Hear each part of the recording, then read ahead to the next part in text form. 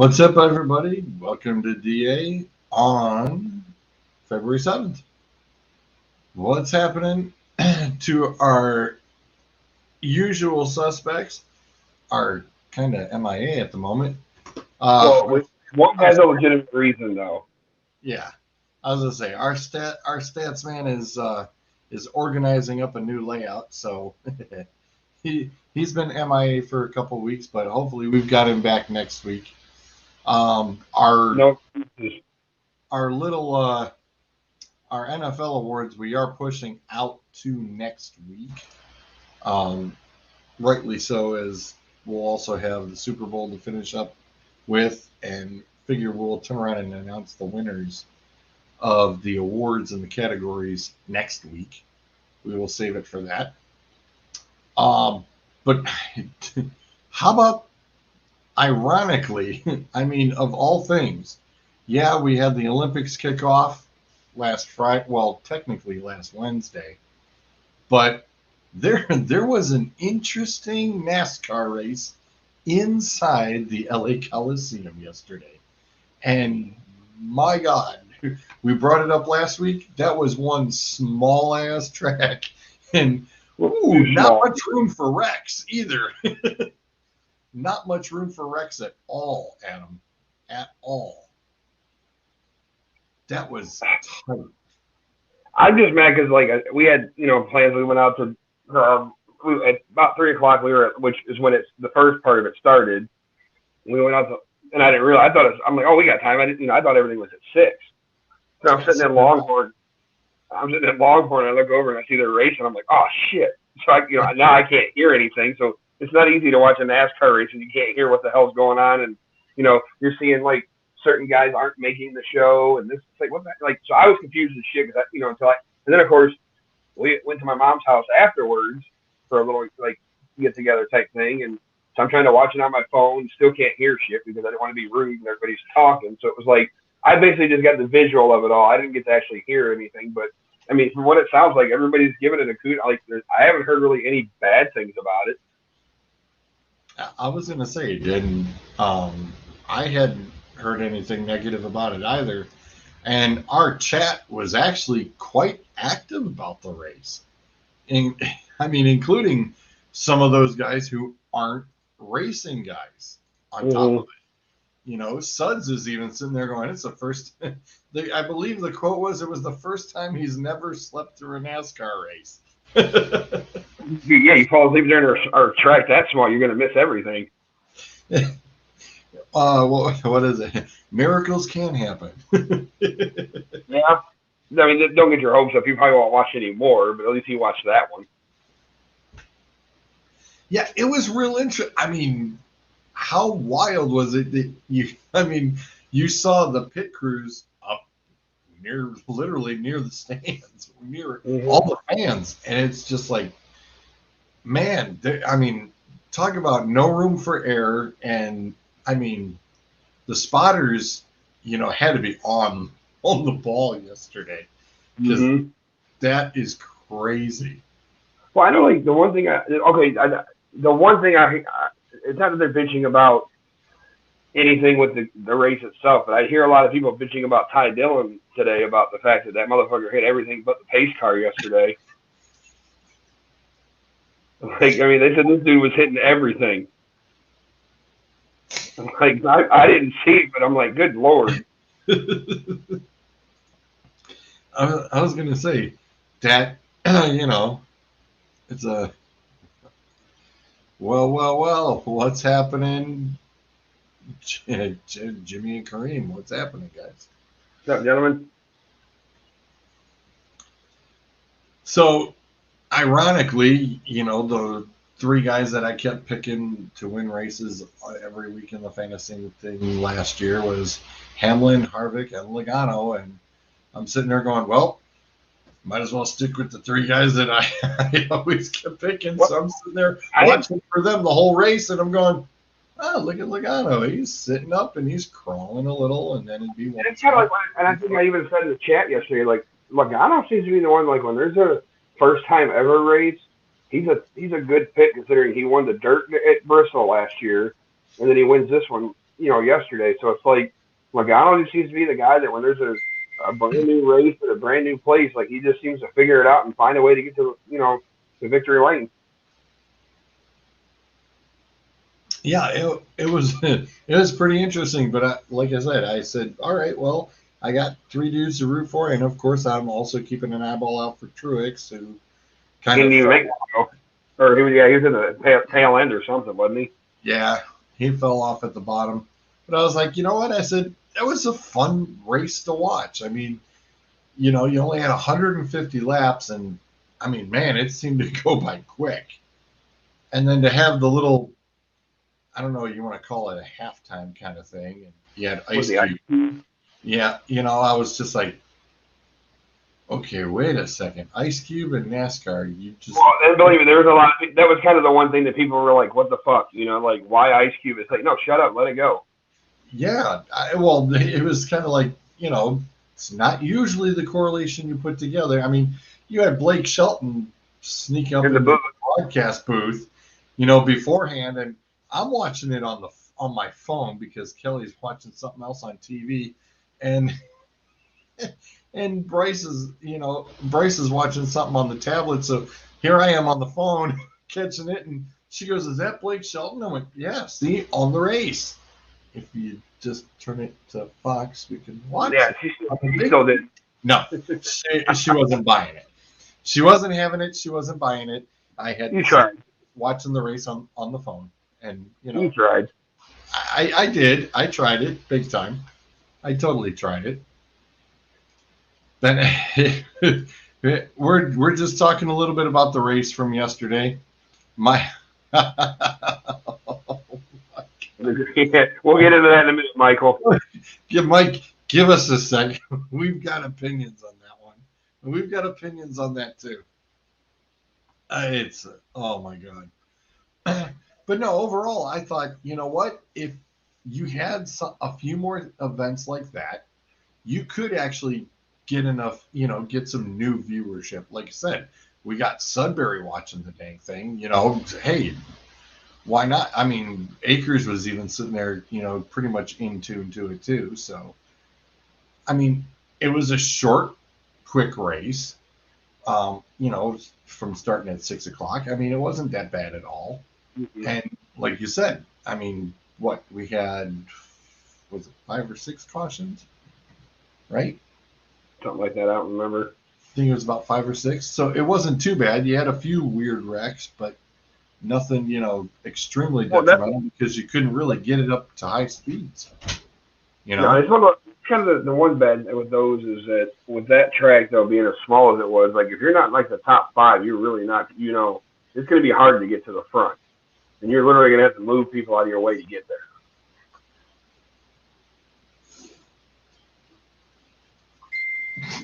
Who do you think? Oh, okay. I didn't. Somebody's asking if we ate the last donut hole thing. I'm like, no. Sorry, Mike. That's fake news. Brady tweeting out, I could come back. No, dude. When you're out, you're out. Yeah. It's get out of here. You're out. You're out. You're not going to be out. Don't be out. Ain't in the mood for fake news. Akers sharing out Tom Brady tweets. It's like, guess what? Right God. I want one. Right. I don't know. Bryce is trying to figure it out right now. Who ate the last one? And it sure as heck wasn't me.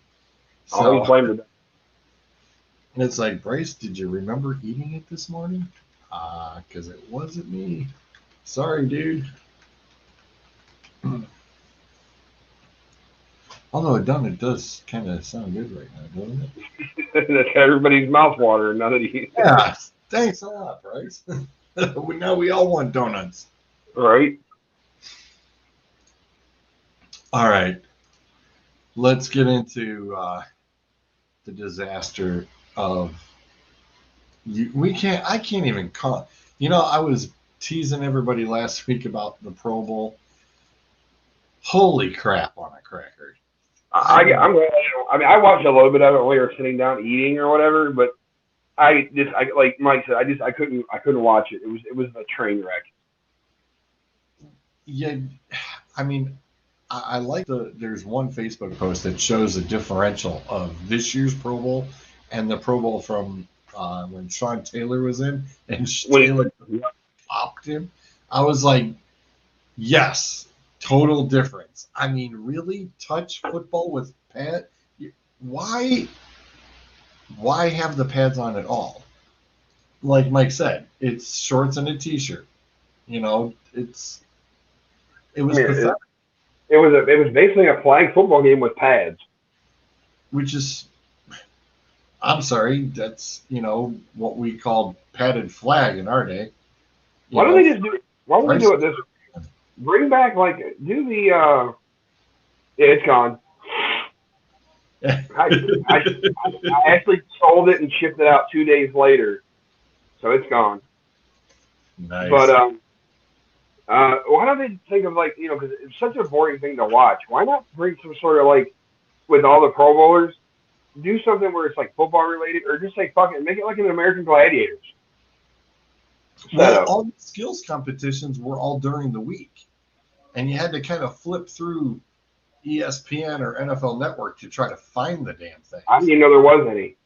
Yeah, well, they usually aired it like on Saturday, and then or even before the game on Sunday, they'd air some of it. But Well, yeah, they'd turn around and did it like throughout the whole week. They'd have some of the skills competitions I that didn't know week. anything. I didn't know anything about it until I saw Stephon Diggs catch the ball and go through a table with his brother's jersey on the table. That's what I'm like. What the hell is this? And then they were like, yeah, some sort of skills. I'm like, well, son of a bitch. Yeah, and I did see the Diggs versus Diggs Yeah, highlights. I was like, oh come on, it could have been a little bit better. You know, right. so it was like you're hoping for a lot, and then when you got touch football, it was like seriously. I mean, Miles Garrett got a pick six or a fumble pick or a scoop and Right. score. Yep. Watt turned around and popped it, and Garrett scoop and scored. How often are you ever going to say that there was a Steelers Browns connection on a play? Hey, speaking of Steelers, I mean, not this is it could be fake news. It could be, but there's a bunch of rumors out there right now that they are the leading team or leading candidates to get one Jimmy G from San Francisco. From your lips to God's ears, please deliver me free of Jimmy G. Go right ahead, Pittsburgh. I'd be okay with that. I am more than fine with it. More than fine with it. Go right ahead. Please be my guest. I'm waiting for all the Steelers fans to start rioting once they hear that shit start, around the rumor mill and everything starts coming out. Well, I mean, the 49ers did waste took the third pick with the quarterback, you know, The wrong one. the wrong one, absolutely. I mean, after all, the other one who should have been picked was actually running around in the Pro Bowl yesterday. Yeah, I'm curious. Like, I know that we don't have the quarterback class this year like as we did last year, but like if there's somebody in that situation, like the whole Mac Jones and Trey Lance thing, like you should have picked this guy, but you didn't. Like who the two would be this year? Probably Pickett and Corral. Well,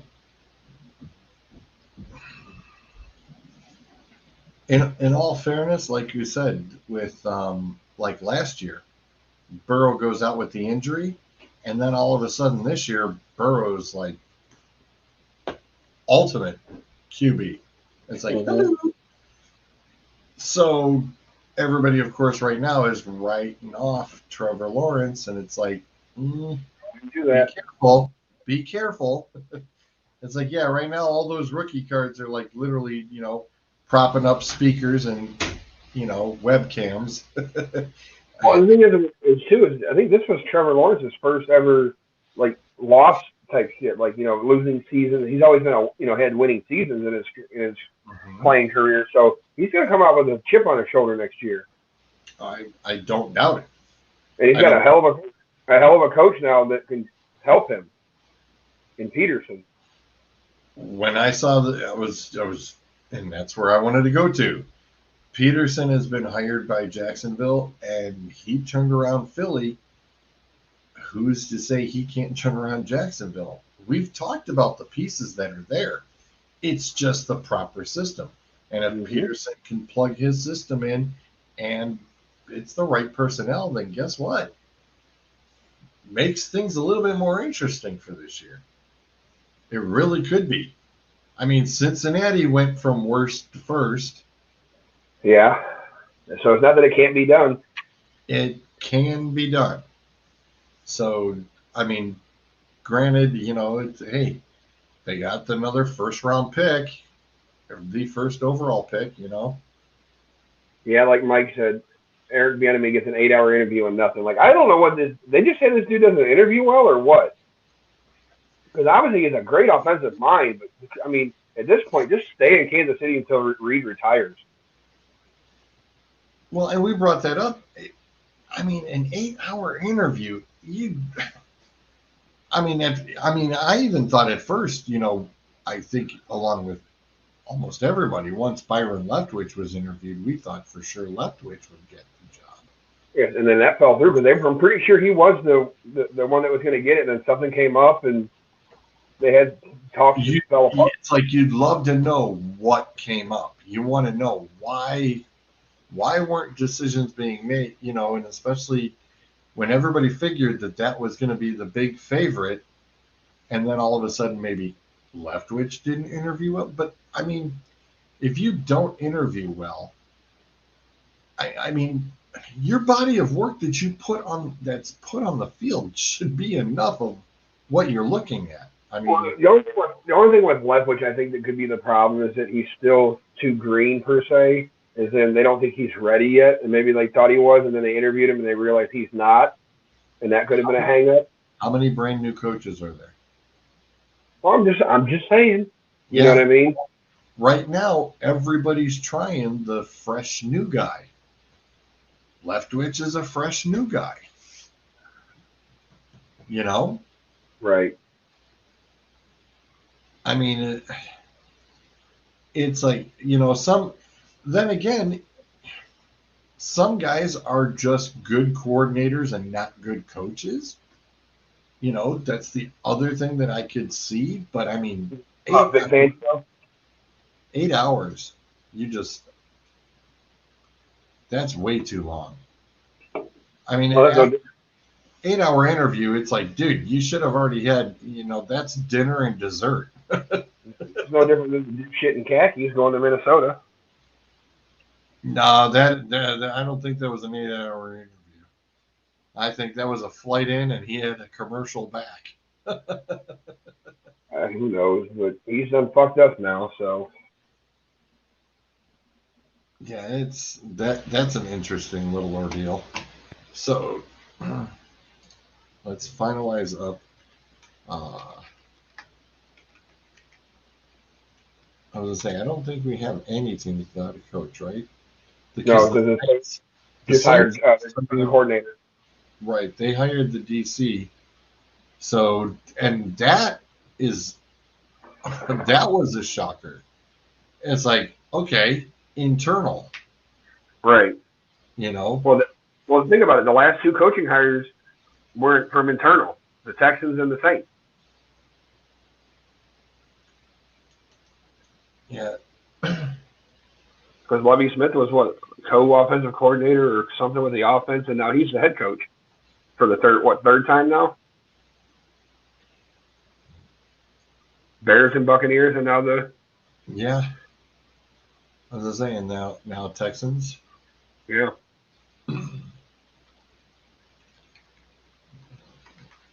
I'm just kind of surprised with the Dolphins one with that Mike McDaniels or whatever his name is. I don't know too much about him.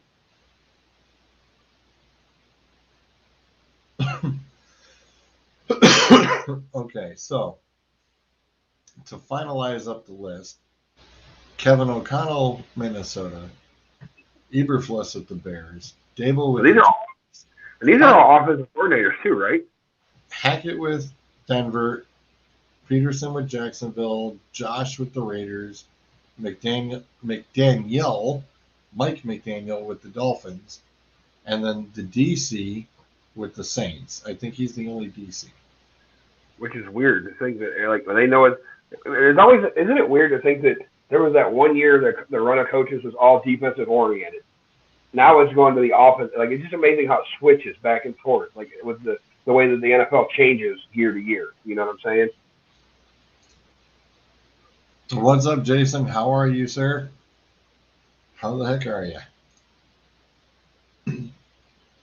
And don't fret. I was going to say, Jason, we do apologize for those who have been waiting for a perfect 10, for who are patiently waiting for the adult beverage perfect 10.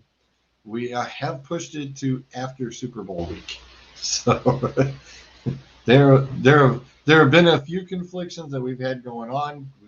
We're pretty much getting squared away, but being that Super Bowl Sunday is this Sunday, there will be no show. It will be airing the following week on the 21st or the 20th. I apologize. So be patient. The fun time will be at hand, and you never know what beverages may or may not even Yeah, be. we decided to give you guys a break. We figured you were sick of us, so we figured we'd give you a break. What are you talking about? I'm just trying a few other different beverages. I want to make sure my list is. I need to put my beverage, my shots in order. Right. All my shots have to be in order. They Yeah, have to. because I'm such a like I drink the same shit all the time, so it's like to come up with 10's been pretty tough for me. Like seriously, like I can only think of like a handful, like five maybe. And it's like now I got to come up with some other ones that that I will drink, but they're not You my have to go-to think per about se. what you've had and what you've tried. Trust me, with mine, it's kind of a little bit stranger because there is no beer on my list because since I'm allergic. So No shit. yeah, there, there's no beer on my list. Wow. Yeah, I know. Very weird. All right. Well, speaking of, excuse me, drinking, why? I was gonna say maybe Harbaugh didn't interview well with Minnesota. From You know, all the from all the shit I kept hearing was that there's a everything's once they hired that dude from the Browns as their GM, he had a connection with Harbaugh back in San Fran, I guess. That he was it was almost like everything we were told on all the Michigan pages and everything on the everything Michigan was beat writers and shit was hearing was that if he goes up there, it's pretty much a lock. He's got it. And then he got up there, something happened, and he changed his mind and said, "No, I'm going back to Michigan," which now pissed off Josh Gaddis because he left to go to he took his talents down to South Beach and he's the new OC with uh, Cristobal down at Miami, and then he put out the tweet. the rental from Baltimore from the brother, the rental for the Well, and that's the thing. Like, there's a lot of people that think too that even John was under the impression that Jim was going to the NFL. That's why he took two of the guys that were here, and now they're both back in Baltimore. And that's basically and that's literally what it feels like right now because it's literally back to square one because he's pissed off a lot of people. And I think the thing with Gaddis is when he felt underappreciated because I think he was under the assumption that if Harbaugh took the job at Minnesota, that Gaddis was going to become the head coach, which I think he should have. Mike Hart is another one that could have, but Mike Hart's not ready yet. You know what I'm saying? Like Mike Hart's he hasn't been. He's a great assistant, great running backs coach, but he's just not ready to be a head coach yet. So there's a lot of, he felt disrespected and this and that. So that's why Gaddis left. But I mean, it just feels like everything that was like last year is just was a 1 year wonder kind of thing. then I mean, you even said it yourself. If after it happened, you're like, if it is just a 1 year thing, hey, ride it while you can. And I did. It was a short train ride. Sorry. Hey, but you know what? I got to go to Indy, so that's all I needed. Because nobody was expecting this past season at all, No. like at all. No, nobody was. Nobody was whatsoever. And I think that was Harbaugh's last chance for the NFL for a long time. Because I don't see him. He said he's going to be at Michigan for. Yeah, I figured that much. But I just think it's funny how. Remember, Mike's also the Notre Dame fan too, so. We don't got to play them until 2033, so I'm not worried about them yet. But my thing is with the whole, like, we had the 1 year, which is like, it's fine, but it's like, after you lost to Georgia, your big thing you kept saying was, this is just the beginning. Now it seems like you got to start all the way completely the fuck over because of all the shit you've done to piss people off. It almost feels like you burned a lot of bridges by taking the interview at this point. Yeah, which I thought it's like at that point he should have. I mean, was it more, possibly his ego getting in the way, saying, hey, he wants he wants to win the Super Bowl, which I'm sure every coach does. No. Well, and I think it's funny though. Harbaugh comes out and he finally gets that elusive Michigan Ohio State. He gets the win over Ohio State.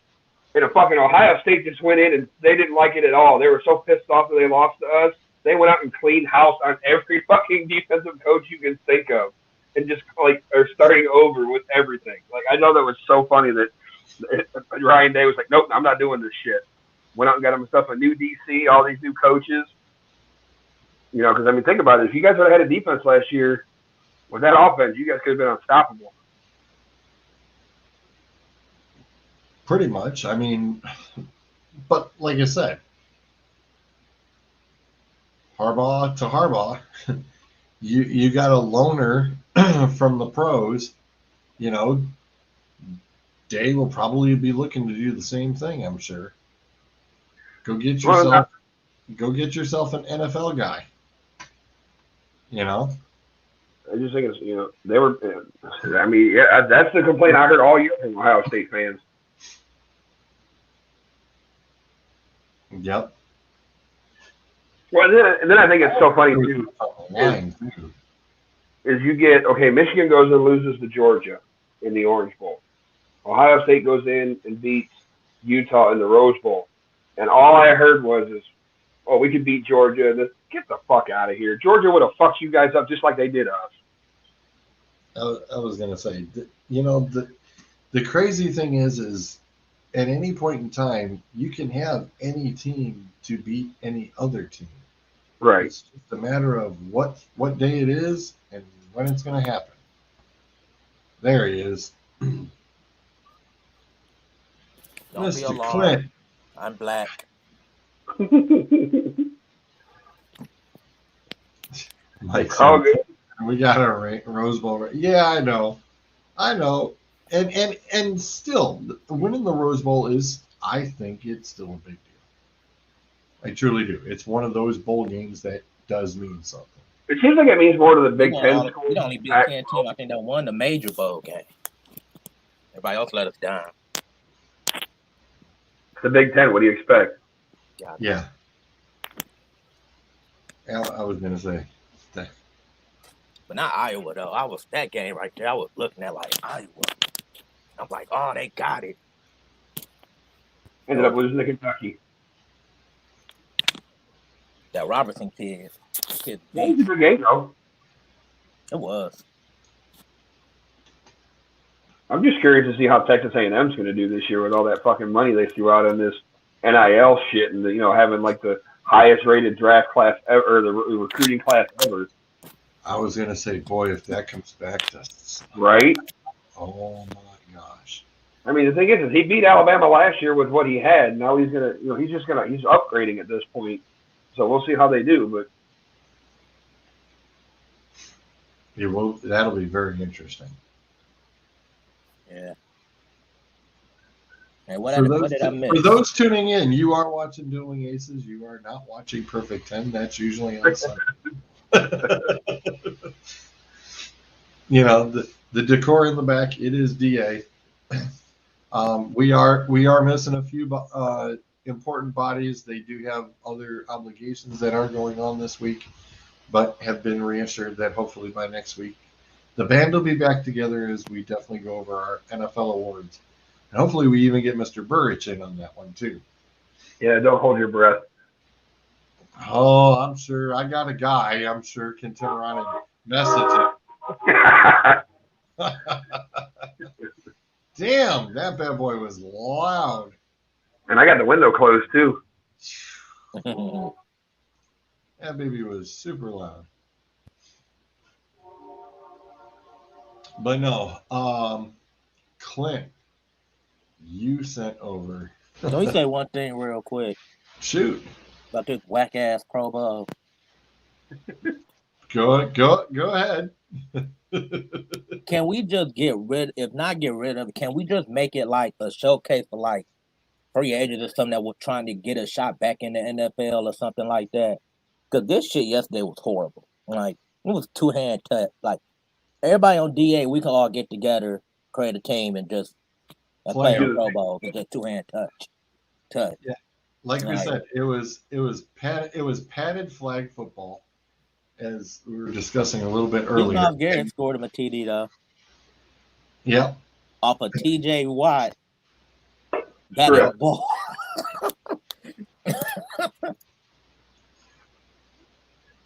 Now, Clint, you brought something very cool into the court today. And this was very interesting.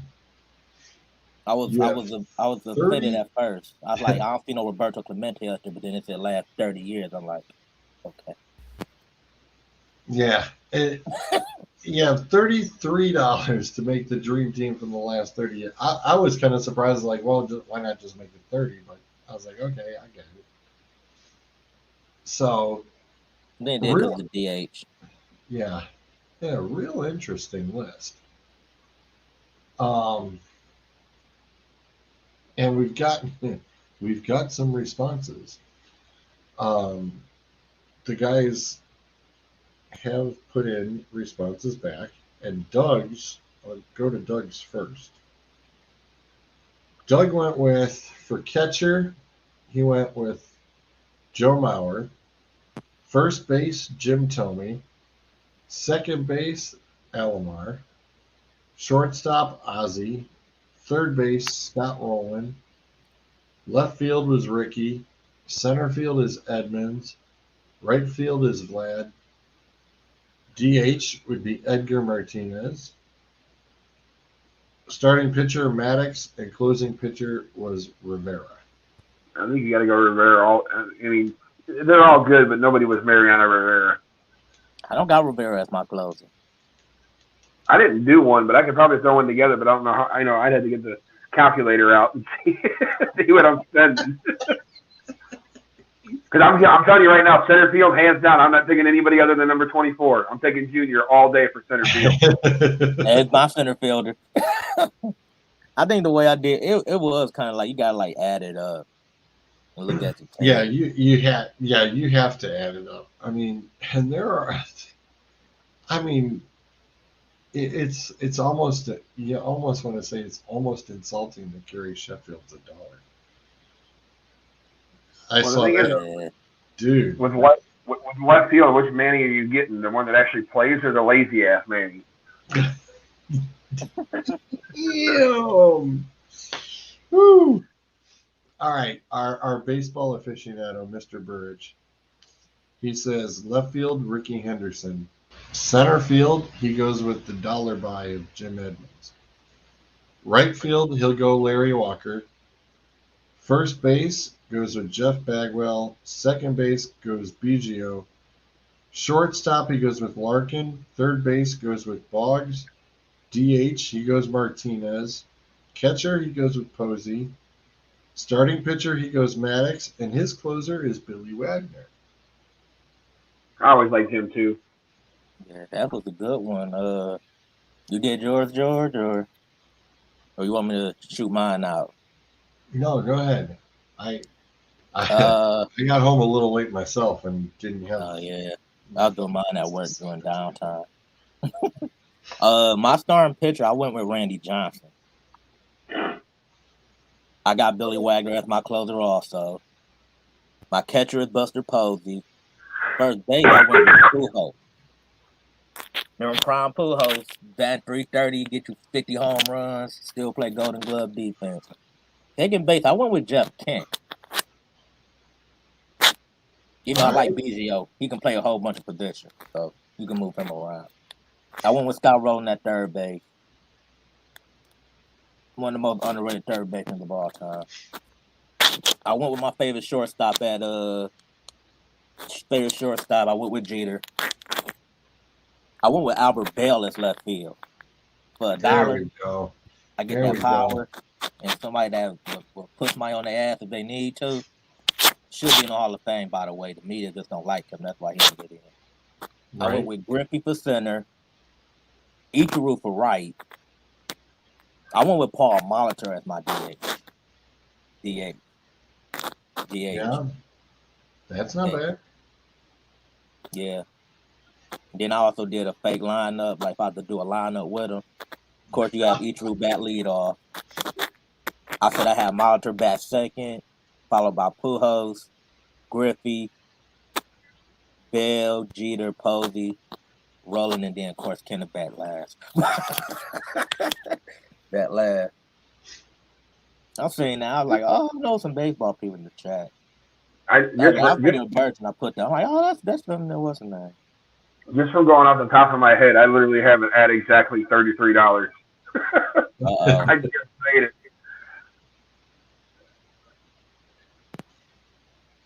Gotta make sure I remember how I did it because I don't want to start reading them off and be like, nope, you went over, motherfucker. Who did you took the wrong oh. spot? Well, let me give you Akers. Akers went with Albert Bell in right, Griffey in center, Mookie at left. He went with McGuire at first, Robbie at second, Adrian at third, shortstop Larkin, Randy's pitching, Frank Thomas as his DH. Excuse me. He did not put a closer. I was about to say, did he put a closer? He forgot a closer. He did that with his picks. He always forget one. Yep. Typical Acres. Womp womp. He's going to listen to the playback and go, shit, did it really? Yeah, that's why you spend so much money on all the $4 guys. It was hard. I got 3 $1 guys. Yeah, but See, these are good value. I'd have a hard time picking catchers because I had Posey and Mauer both on my fantasy leagues. And it's like once Mauer's career was kind of going on the downside and he was playing first base, Buster came into play. So I was like, man, that's kind of tough. It's like, give me the Mauer in his prime. I'm like, yeah, I'll take Mauer, but Posey's right there too. It's like, That's damn. why I tried to do it like in their prime. Like I said, that's why I said I was automatically like off rip. I was like, I'm taking Griffey and Ichiro. I'm like, that's no ifs, ands, or buts about it. Like, I had to take that. Yeah, I mean, there's no questions asked. As much as I hate Yankees, Rivera would have to be my closer. Clemens would be my starter. I like Molitor as the DH. He's fine. Chipper's third. Um, Shortstop is going to be Ozzy. That's my fave. Um, Second base could have been a little bit better. I know, right? That was my personal thought. Second base could have been a lot better. It's like, really? But I'd probably go Cano. Right, it's going to be Ichiro. Center is going to be Griffey. And Gimme Bell out and left. That's an underrated. That's a best $1 That's a deal. steal for $1. Yeah, that's Albert Bell's a steal for $1. Yes, sir. All day, and twice on Sunday. $1 for Bell. I get $1. Oh, Albert Bell. There Yeah. you go. Take my money. Yeah. That's kind of crazy, though. I was thinking between Pujols. I was thinking Miguel Cabrera. I was like, nah. I wasn't the biggest Jeff Bagwell fan. Oh, look who's dropping 3 cents. Oh, here we go. Oh yeah. I thought if I would have picked Tommy, I literally felt Tommy would have been a homer pick. If I would have picked Tommy. I just went with somebody I know when they was at their peak. They was like one of the perfect players. Except Pujols gonna steal bases. Why isn't Pete Rose on this list? Last 30 years. Oh yeah, true. He probably would have made it. I was going about Clemente not being on the list, so I seen last 30 years. Yeah, it says last. I would have picked him instantly. Yeah. I don't care how much dollars worth. Yeah. He'll probably be $3, $4 probably. He'd probably be below Ichiro. Yeah. Well, here's an idea. Why isn't it's within the last 30 years? Is it not current players though? Is that what it is? Well, no, Arenado's on there. Where's Altuve for second? Yeah. Well, they already had Biggio. I mean, but still, I'd rather have fucking Altuve over an Utley or a Cano or you know what I mean? Yeah, second base sucked. Yeah. That's the one position where it's just like, you know what? Second base really blew chunks. I'm looking at that. Second I guess base. they're like, we'll sacrifice a position. Apparently. We'll make it second base. Really, it's really horrifying. I mean, that is some horrifying second base. It would be nice if they would have did this with current players, though. I mean, well, yeah. You got Trout there. You got Mookie Betts there. You just you could actually make up your own list of current players, honestly. Just pick 5 left fielders, 5 center fielders, and so on. Right. Do it off the dollar value, yeah. Yeah. Yeah, where's A-Rod? Why isn't A-Rod? Oh, there he is. I see him now. I didn't see him at first. He's the top one on the short. They had him at short. He played third, too, so, I mean, you could go get it. You know what I mean? A-Rod I didn't even think about A-Rod. Yeah, they went with the dominant position where he was at. And how you put A-Rod above Cal Ripken is to make me throw up. Doug Bonds is there. He's up in the top. He's number 1 at the top left fielder. Barry Bonds, yeah. Yeah. Doug, where is Bonds? Bonds is right up in the top left. You'll give me, see, I would take Pirates Barry Bonds.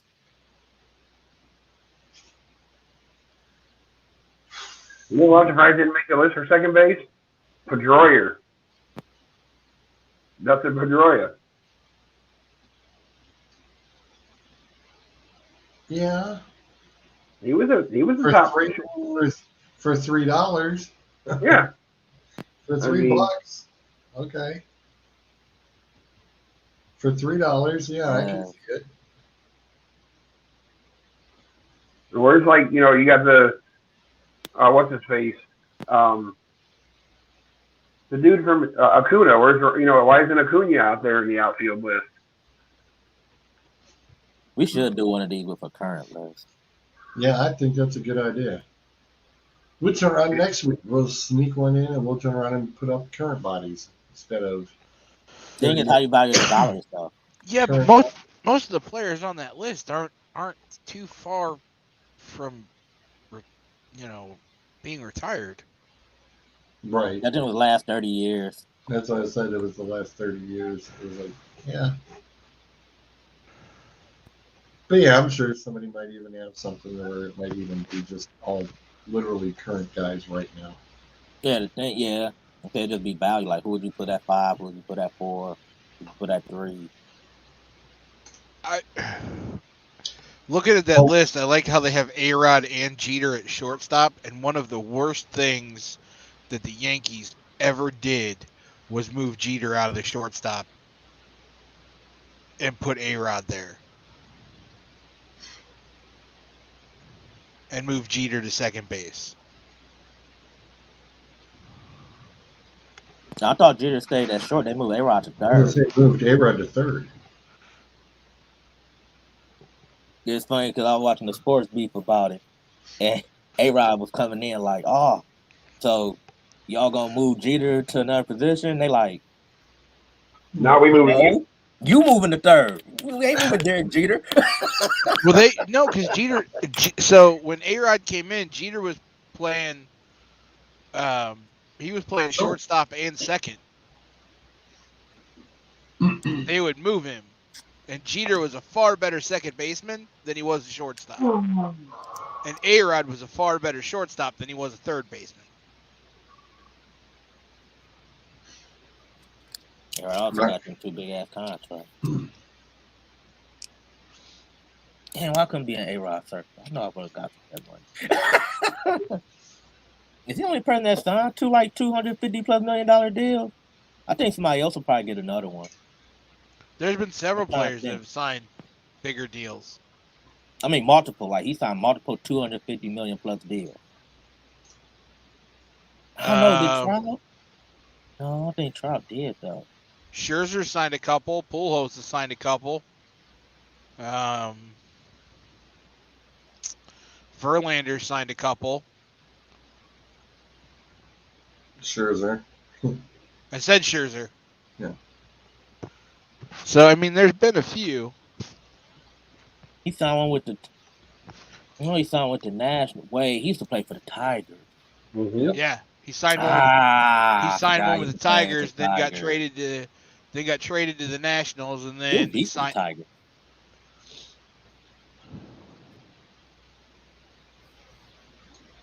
Yeah, I got all about that. I was like, dang, I knew he was another team he played for.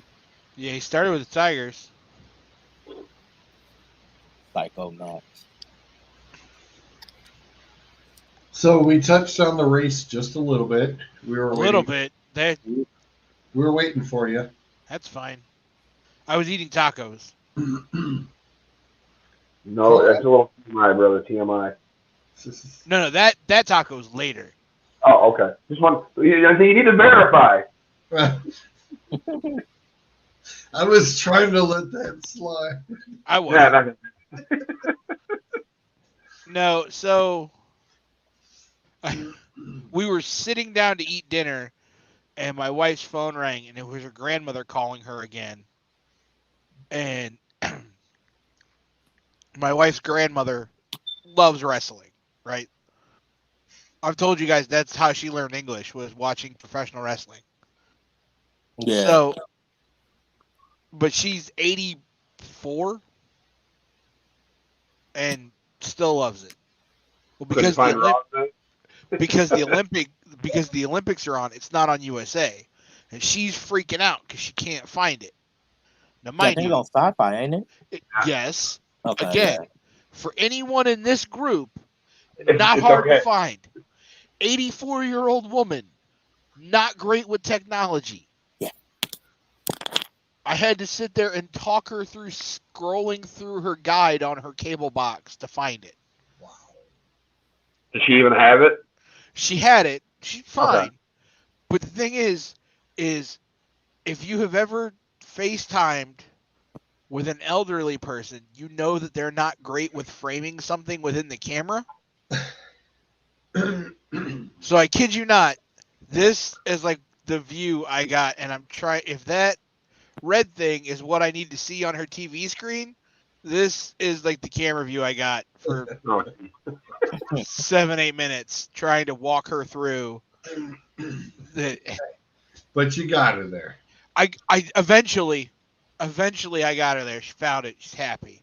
Please tell me, because of the way she had her camera set up, you weren't that guy going like this, trying to look up, and No. trying to look. No, it was. This is literally what it would move. I go, Miss Nunna, you got to move back to the left. I need to see the TV screen. Oh, okay. And then it would start to drift, and then drift, and then drift. Miss Nunna, you got to keep it on the. I need to see the channel guide. and then it would slowly drift again. Like, son of a bitch. She is a wonderful woman and a peach of a human being, and I love that woman to death. But all I wanted to do was sit down and eat dinner. Because I have not stopped doing anything since I got off work at 4:30. So, like, this is literally the first time I've gotten to sit down and do nothing all day. Well, thank you very much. I appreciate it. I brought my computer into my bedroom. I'm like, I'm sitting in my bed. I got my memory foam. I got my pillows. I got my blanket. I'm happy. Happy camper. Yep. Happy and Mhm. So, The race. Been anticipating your thoughts. I was skeptical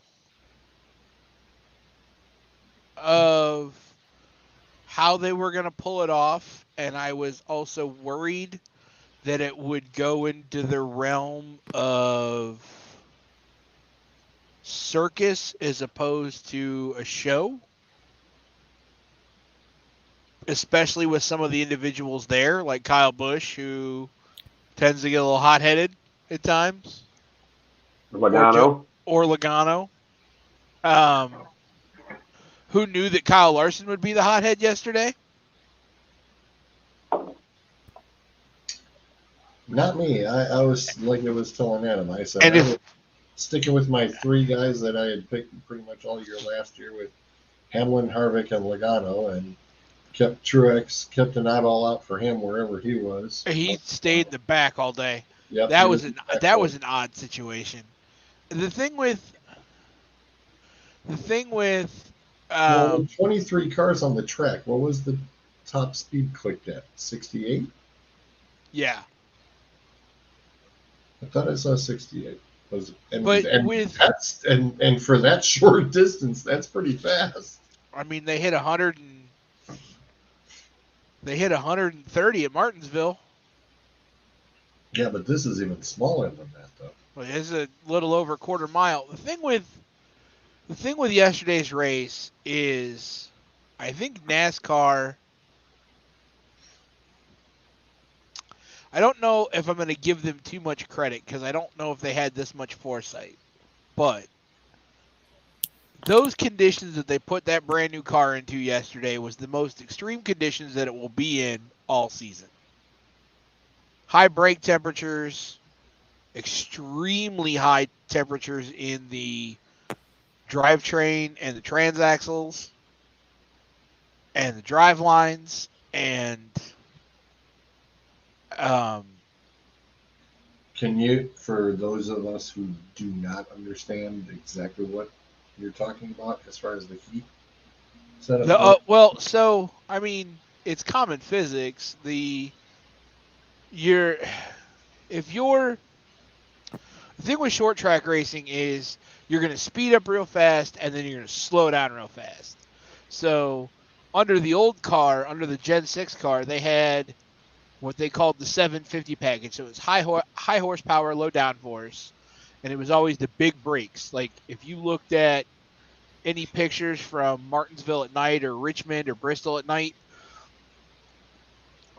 you would catch the brake rotors glowing because they'd get upwards of like 1,100 degrees. Like those brake rotors got hot. Yeah. With this next gen car, it is four-wheel. I mean, the old one was four-wheel disc too, but they are independent rear suspension, and they have a bigger tire on it. I think they went to an 18-inch tire as opposed to the 15 or the 14-inch. They're now at an 18-inch tire, which means a much bigger brake. More air can go through there. It's more cooling. However, you're going to be putting that car, Richmond's 3/4 of a mile or 5/8 of a mile. 3/4. Old Richmond was 5/8. New Richmond is 3/4 of a mile. So Richmond's 3/4 of a mile. Martinsville's a half mile. Bristol's a half mile. There's room for those brakes to cool. That track yesterday was a 1/4 mile. there's not a whole lot of area for that heat to dissipate in between turning, in between the turns. When you get that much heat buildup, something's bound to fail. And what we saw fail yesterday were a lot of transaxles and a lot of drive lines. I think there were 6 or 7 between the qualifying cars and the actual main event. Yeah, I was gonna say because didn't somebody had busted that during the main event? Tyler Reddick, who had led 51 laps, busted the transax went on him. And I think doing the clash the way they did it and where they did it was genius, because that is the most grueling track that those cars are going to be on all year. And so you got a lot of information of what can those cars withstand and what can they, how do we dissipate the heat in some of the, they ran, I was listening to it, between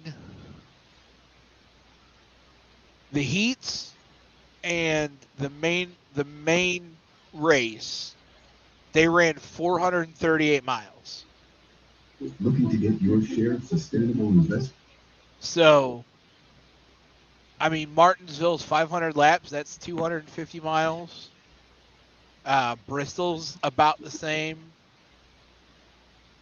Daytona's going to be around 200 laps. It's 500 miles. So, but places like Daytona, that's a 2.5 mile track. You're wide open. Just to let everybody Yeah. I mean, give everybody was, the idea how. I mean that literally is just about the span of the football field. it is the whole football field. The whole football field. You're just going right around the football field, literally. I would like to see that continue. I think that they hit on something pretty good yesterday with that clash. I'd like to see it stay in LA for the next couple of years. They have until NASCAR has until May 6th to sign the letter of intent with the LA Coliseum to keep it there till 2024. And I think that they should. The other thing, though, that I would look at, if you liked what you saw yesterday, George, you said you and Kelly enjoyed it. Yeah, Kelly, at first Kelly was like, "Is that Blake Shelton I'm looking at?" I was like, "Yeah, it is." The Pitbull was there. To even have Suds chime in on the chat and saying it's the first race he hasn't ever slept through. Something that, like a short race like that, actually would draw in, somebody for a little while to turn around and check it out and, actually enjoy a small, quick race. Well, I thought it was pretty much ingenious. I think you could do it at a couple of the short tracks that have 2 races, right? Like the Bristol gimmick with the dirt coming up on Easter weekend. You couldn't do it at Bristol because you don't want to mess with a night race, right? And Bristol doesn't need 3 races. But Richmond, and Adam can agree with me on this or disagree, Richmond, spring or fall, is a terrible race. It's boring as shit. Both of them. So if you took and you said, all right, we're going to take the fall race, because I don't think Richmond is in the playoffs this year. Or it's in the first round. We're gonna take the spring Richmond race, because you don't want to mess with the playoff race. But we're gonna take the spring Richmond race, and we're gonna introduce what we call the short track package, and we're gonna run X amount of heat races, and then we're gonna qualify 20 or 25 cars, and then we're gonna run them for 150 laps instead of the 400 or 300 that Richmond usually is. and we're going to start it at 2 in the afternoon like they did yesterday. And we'll pick up main coverage at 6 o'clock. Yeah, and this I know this section here, the what was read, that is the empty seats.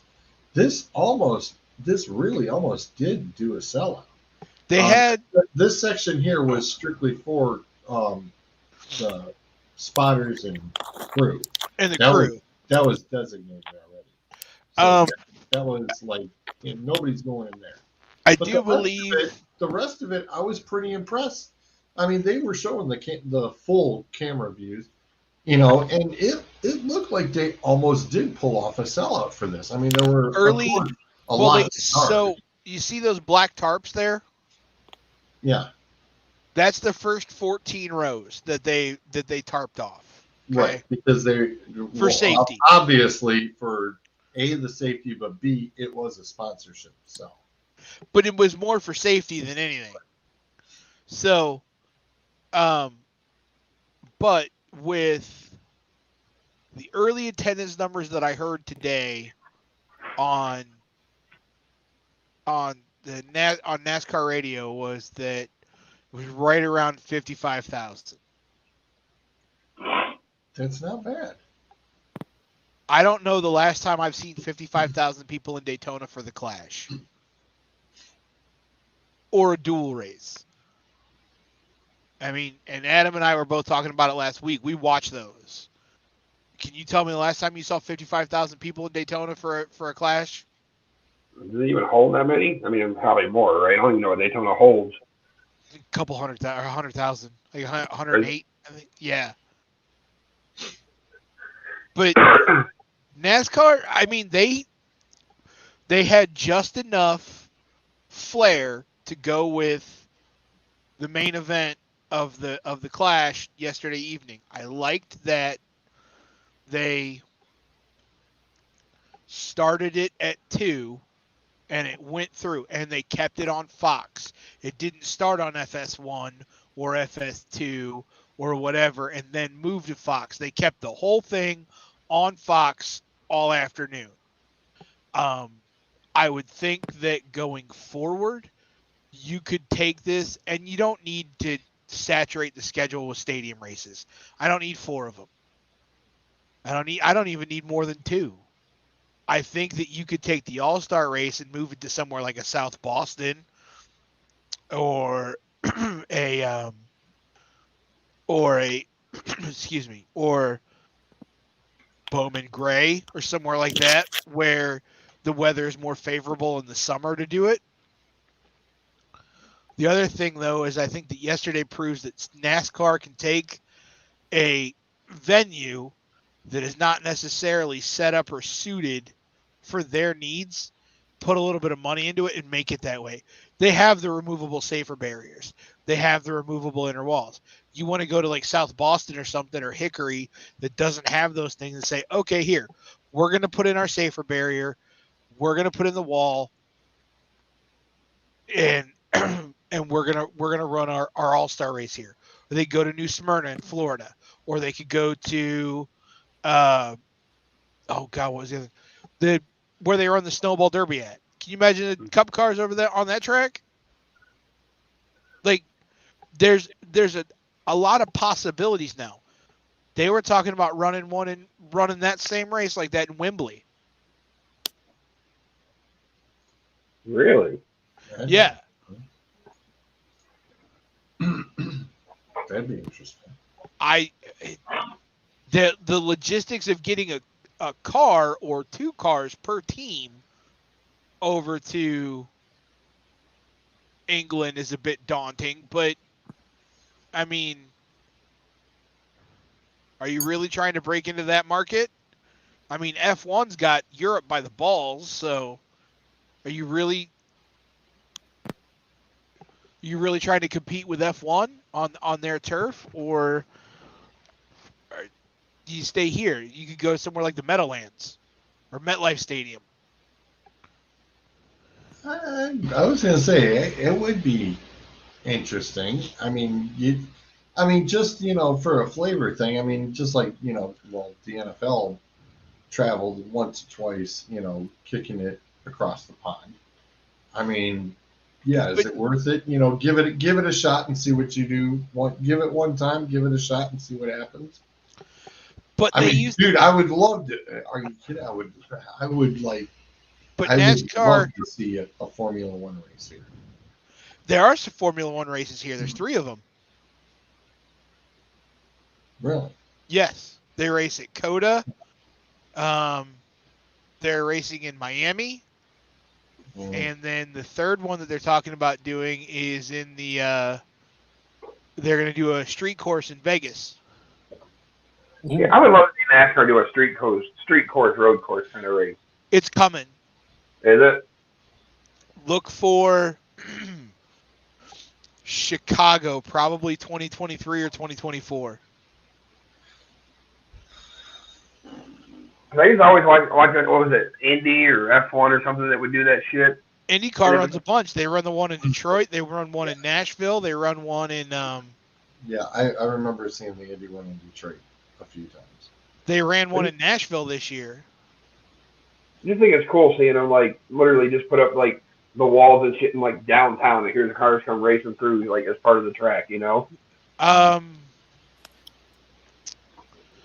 I want to say it's usually the week either before or after the 500, but the Indy season opener is in Tampa in St. Pete, and they do the St. Petersburg Grand Prix, and it's a street course. I love those. Nothing. I mean, I know. What was it, Formula One or Indy, whatever? Why doesn't NASCAR try to make a course or something out of Burke like they used to? Out of what? Out of Burke Lakefront, like they used to do the old races there. Like bring NASCAR here. Because if an Indy car goes off track and spins out, it's going to stop a lot easier than a stock car. You're talking about an Indy car that might weigh 1,500 pounds versus a stock car that weighs 1.5 tons. And the Adam just wants to see a NASCAR car go crawling through a dead man's curve. I mean, dude, I'm thinking. When you said it, I'm thinking Burke, dead man's curve.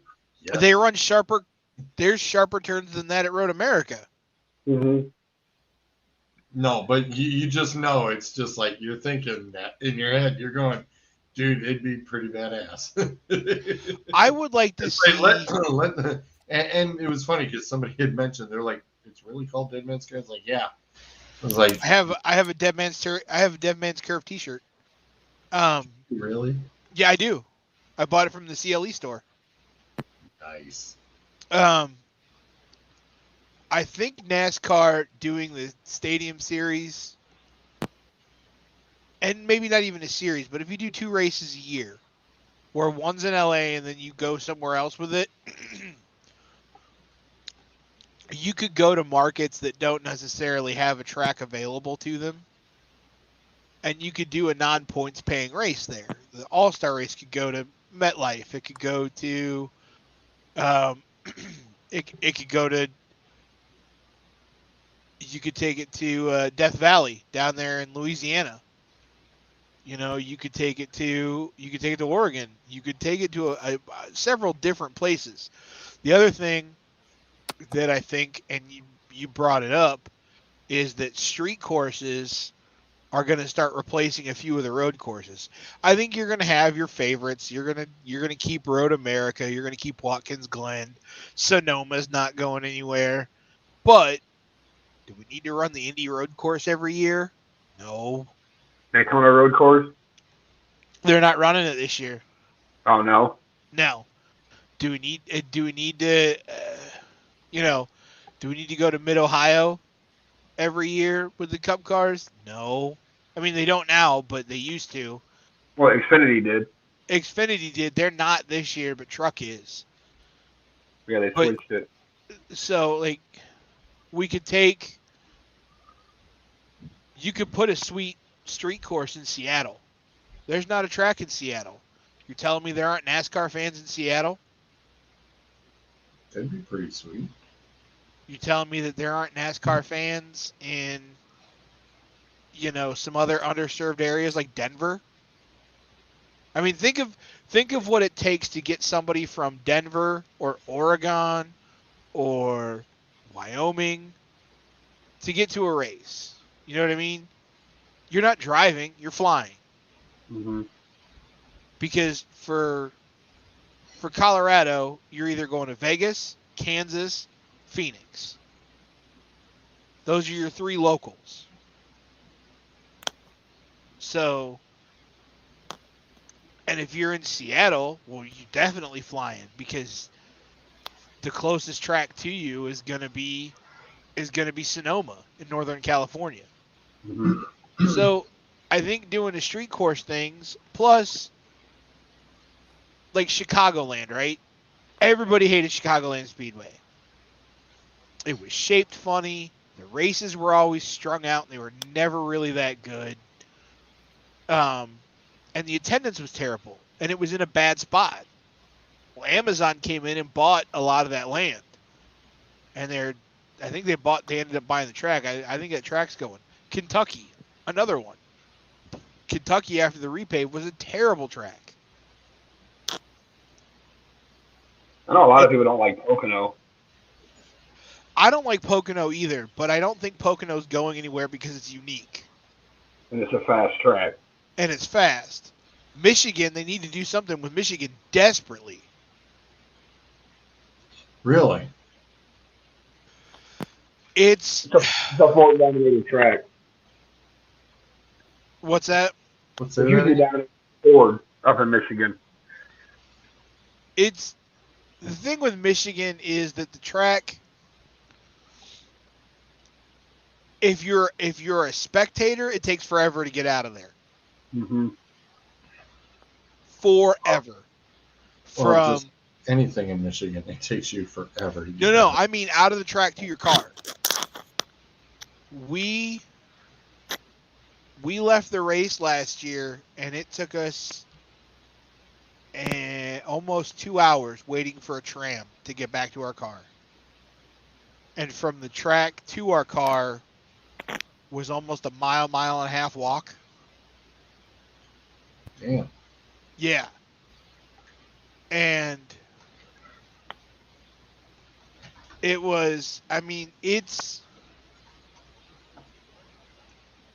the amenities aren't great. The track itself is in great shape. But something needs to be done up there to get the fans there. The grandstands need redone. They're tiny. They fit a lot of people, but they're short. They're real. There's not a lot of room. So but I think yesterday, as far as NASCAR is concerned, was a success, and they should be extremely happy with what they did, because that was the racing was fantastic. The cars held up considerably well. Y'all saw the pictures of Justin Haley's car after he hit the inside wall, and he tore up a fender, and he broke an arm. He broke a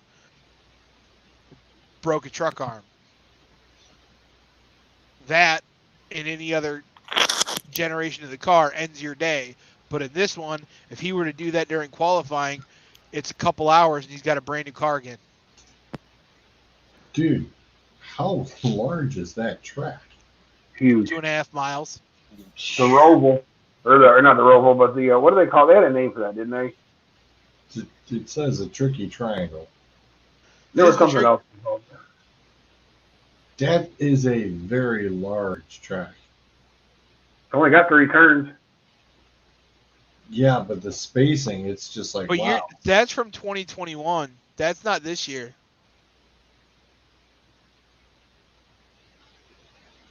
No, I just went with, just. Oh, just a picture of Pocono? Yeah. Just get the picture of it.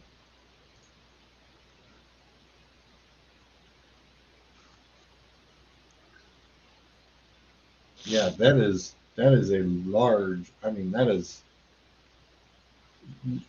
that?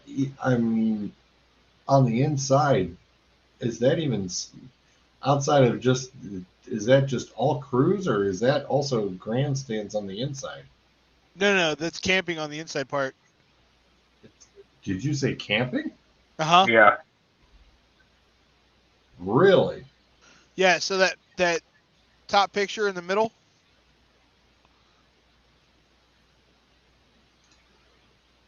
This one? yeah, double click on it and open it up. Make it big. That's what she said. We can't get it any larger. But yeah, that's all camping on the inside. That is Yeah, crazy. they got a road course there too, don't they? They do. NASCAR talked about running it at one point, but it would cut off so much camping that they scrapped the idea of doing that.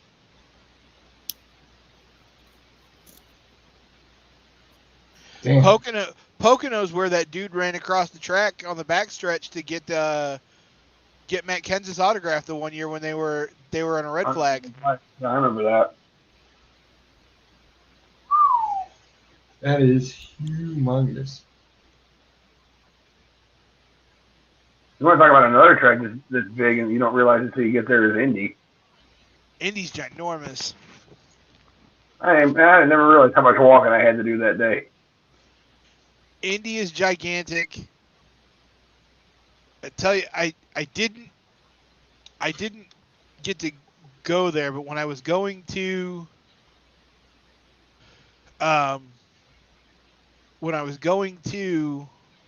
Mississippi, flew over it from Atlanta, was Talladega. Oh, I bet. Talladega from the air is massive. I think that's 2.66 miles.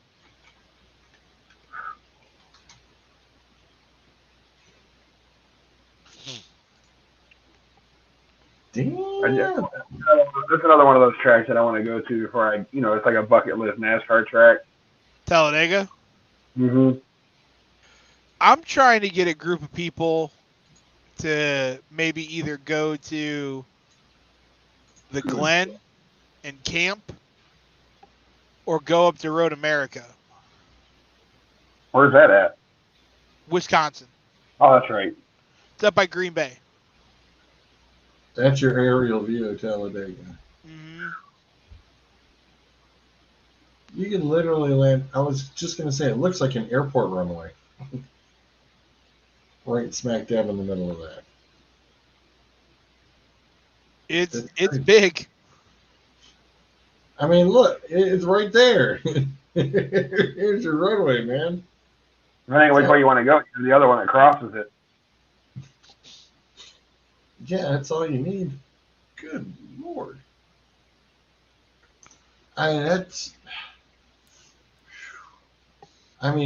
Compared to what the hell we saw yesterday, it's like, damn.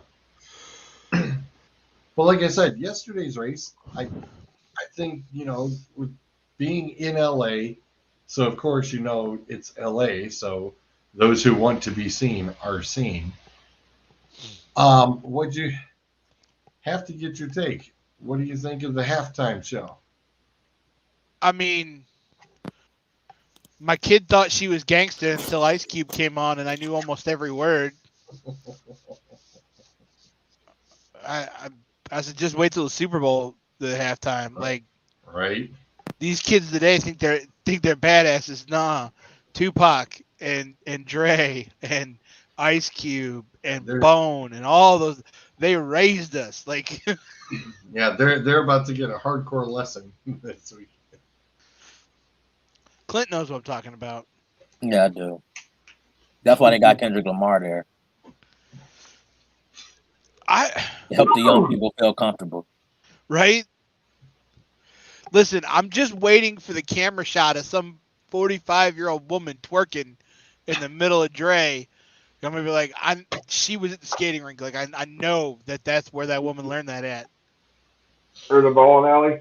or the Right. bowling alley on Friday nights. These kids today Hey, there's don't. nothing wrong with the bowling alley on Friday nights, is there? No, no. These kids today don't know. No, they don't. They're too busy on their iPads and their phones. Yeah, for sure. I thought they did well. Like I really did. I think I thought they hit a home run. I thought they really did. Ice Cube was a bit of an obscure grab. I'll give you that. Because he hasn't. He hasn't He's done not- a whole lot recently. Yeah. But he's Yeah, not. but if he- you're doing a big event in LA, Ice Right. Cube is one of the guys you're gonna first off your bucket list, you're gonna try to grab. But I think Ice Cube volunteers for a lot of that shit. You know what I mean? Like he calls them because he loves the town. He loves LA. He loves. Yeah. And we know that Ice Cube is big into car culture anyway. Yeah. So like, it was a weird but perfect fit. You know what I mean? Yeah. No, I totally understand what you mean. So I dug it. I think that Gus Johnson needs to work on doing his entrances, because that was terrible. Those driver entrances were terrible, and I think we found one more thing that has been affected by COVID and all of the production issues, is that driver suits are a little bit too big. Yeah, I noticed that. That's the one thing I noticed too. They're not as snug as they used to be. No, but I wonder. But did you see Kyle Larson walking down? He had that pipe coming out of that tube. He was wearing that cool suit. Yeah, So I'm wondering if some of them oversized ones were the cool suits. that's why they're a lot bigger than the other ones. That's why they're I wish they could have done it. I know they couldn't. It'd have been badass if they'd have had them drive the cars down that walkway and The arch. walk down it. I thought them coming in from the ramp from the USC locker room was actually kind of cool, though. Yeah. Yeah, I think that would have been like the ultimate, like, wow, that's badass if they had them coming through the arch. Yeah, but you got that would be a lot. you got. to pull that off. I think you could have pulled. You could have put the three test cars up there. Back when the next gen car, when the body styles were unveiled last fall, they had a Ford, they had a Mustang, a Camry, and a Camaro. I think you could have pulled them through the arch and let them sit up there and serve as part of your backdrop.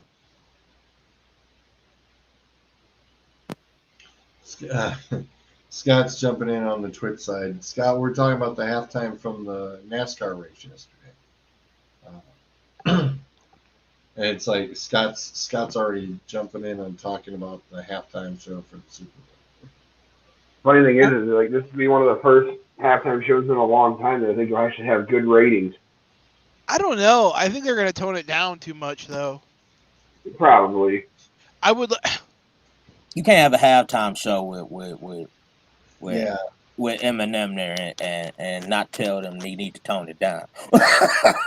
Watch him come out, and the first song he starts singing is Kim. Oh. I bet I tell you this though, I guarantee you he's gonna perform I'm drawing a blank. Lose Yourself. Babe probably performs that though.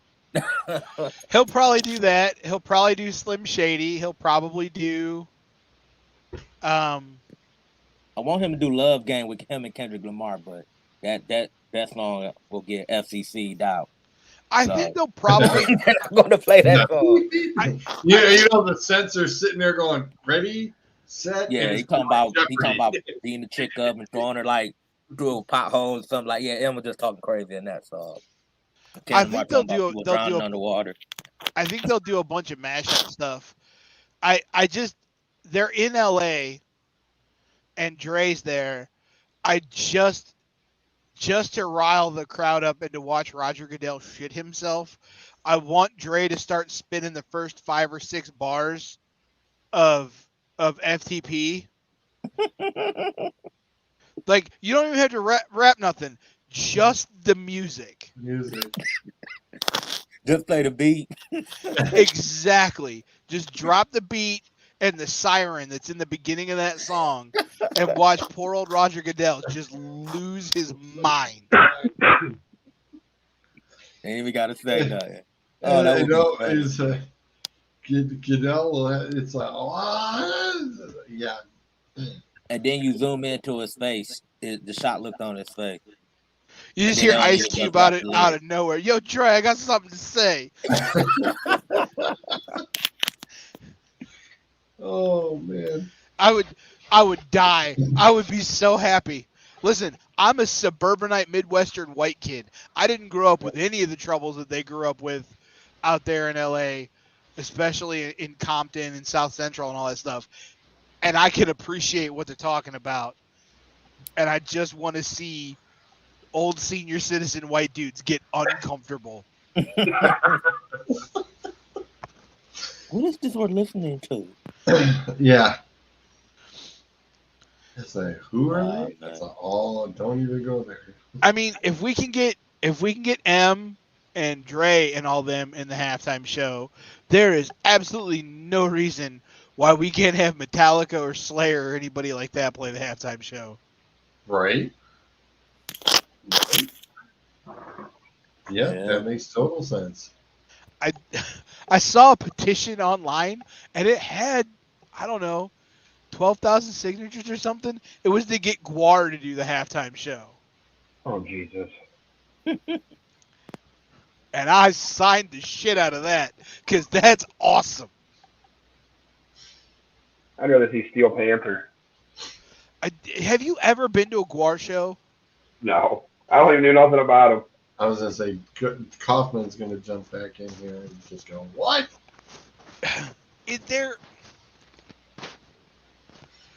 Guar is one of those bands that they're like a really good cult classic movie where those who know, and you try to convert people and bring them in, and you're like, hey, if it's not your thing though, it's cool. Like I get it. Because Right. even the fans of Guar are like, yeah, this is strange, but it's awesome.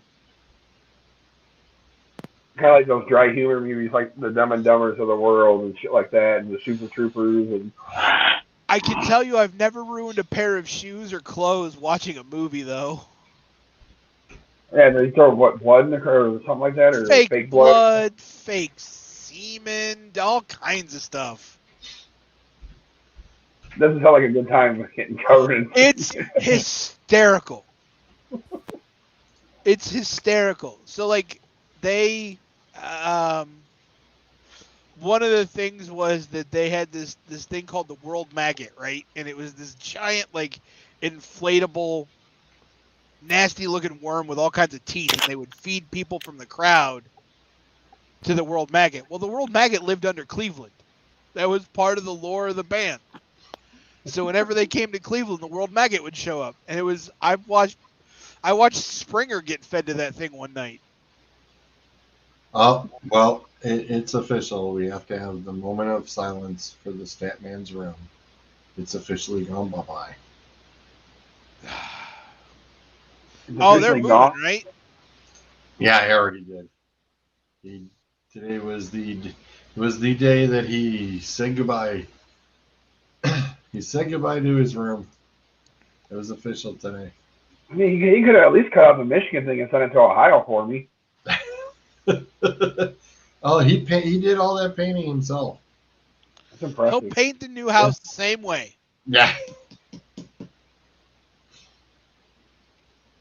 I don't think I have the. Yeah. Wait, that's probably too big for the dimensions back here. I don't think I'm gonna have the room for it. I've got splotches on my wall where we're trying to pick a color for the bedroom. So that's always the worst. No, but he did a good job on that mural. It's impressive. That's an impressive mural. But he'll always have it for his virtual. He can come down here and paint mine. It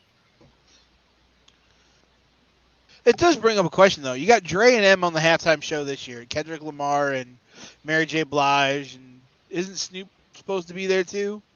Yep. Yeah. And then you've also got Dwayne, of course, before the Super Bowl. He just been announced as But show. who? So And it's going to usually be a surprise person there. So, like, expect another person with them. probably be Cube. I can't imagine that it wouldn't be Cube. Yeah. But we're getting out of the ELOs and the Rolling Stones and the Tom Pettys and the bands like that playing at halftime. Now Me you're too. gonna have to start putting more contemporary music in there. So I mean, who are you gonna put in there? Metallica, I think, is like the one that has to happen. I mean, who haven't they had yet? Other, like you said, other than like Metallica. Well, Britney's done it. NSYNC's done it. Backstreet Boys have done it. J-Lo. J-Lo's done it. I mean, the year Prince did it was amazing.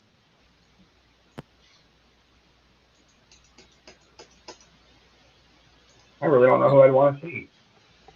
I mean, I can think of some of my favorite bands, but they're not big enough to play that kind of shit.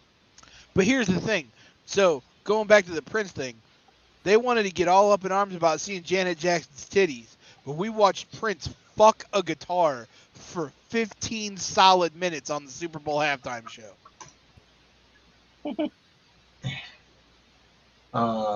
What songs do they perform?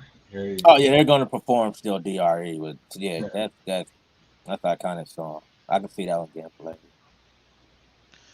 Oh yes, nothing but a G thing. That's yes. Gin and Juice, obviously. How are you gonna? How? I think they're gonna play Gin and Juice. It's right here. It's already on the list. That's the list of songs they're playing. This is the list of what they're playing, and they said it's set at 12 minutes, is what they said. Forgot about her. How? Okay. There's Lose Yourself. You called that one. Yep. My name is Mary J. Blige's Family Affair. Humble. Yeah. Oh, that makes sense. For the Kendrick Lamar song they'll play. Yeah. Come on, quit jumping like that, damn it. And there's the last one.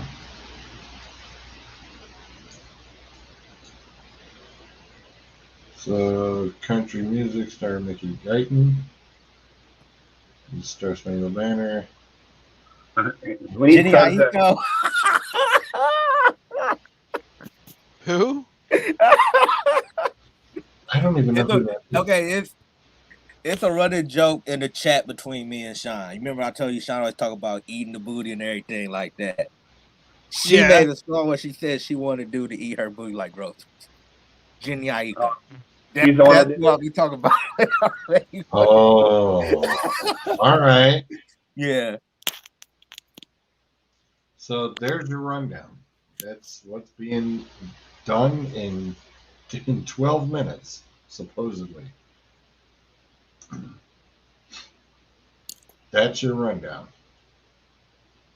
I'm cool with all that.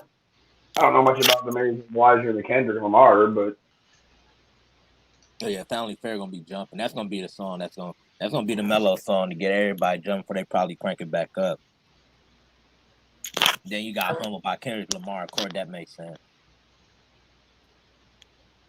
I mean, they're gonna have to. I mean, they're gonna be moving on all that. 12 minutes. That's not a lot of time. I like all the songs they picked too, because they're songs that will get the crowd hyped. Like you gonna get hyped during Humble, you know. Like everybody gonna start saying, "Sit down!" Like the whole crowd, probably have everybody in the crowd singing the lyrics, like "Family Affair." You know, everybody be singing the lyrics to that. I think they pick songs that get the crowd like pumped. But I'm telling you Like that involved. when that "Lose Yourself" hit, that's probably gonna be the biggest standing ovation they'll probably get though. The It'll whole place will probably be be the rocked. last song. Yeah, it'll probably be the last song, close it out probably. They'll either open with that or close with that.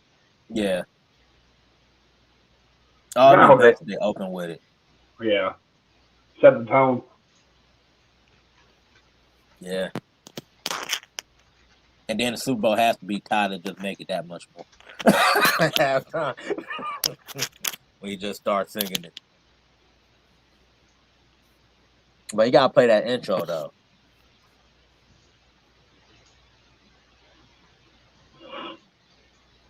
Good night, Bobo. Get out of here.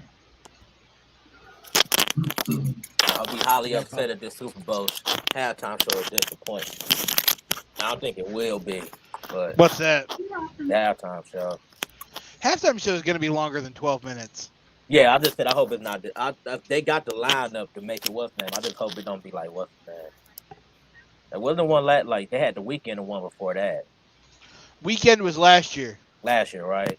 Yeah. Before that, that's the one with J-Lo and Shakira, I think. Yeah, and that one only went 14.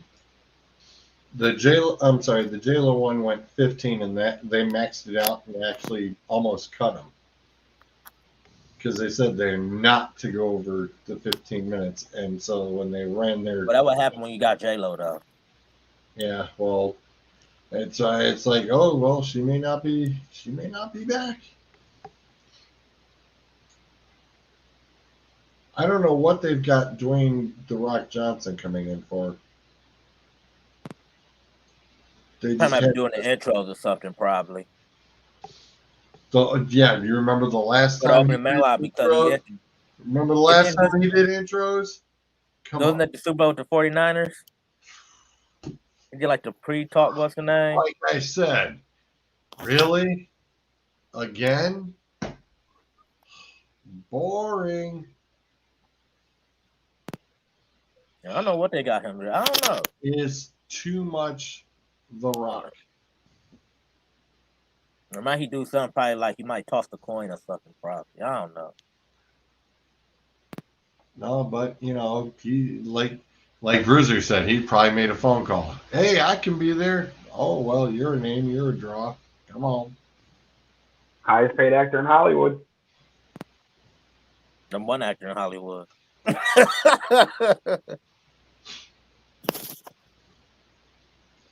Unbelievable. People want The Rock. Really? Another train kicking through. Another train kicking through. So, let's actually get into the Super Bowl. In the last 18 minutes? Yeah. Well, it's pretty much, we beat the horse pretty well last week. So, as far as the actual picking, who do you like and what do you think? Oh, the Bengals, for sure. Yeah? Yeah. I'm thinking I'd love to see Cincinnati finally get that monkey off their back since they've been there and they hadn't won it yet. So I really would like to see him win, but I'm also not going to be mad if Matt Stafford wins one either. But I like the fact that I would like to see Cincinnati win. I would love to see Stafford get a ring, especially with all the shit he put up with in Detroit. I don't want to see OBJ get a ring. Yeah, I think that's perturbed everybody. Because I feel like OBJ purposefully tanked this year to get out of town, to go somewhere where he could win a ring, rather than trying to build something from within. Agreed. So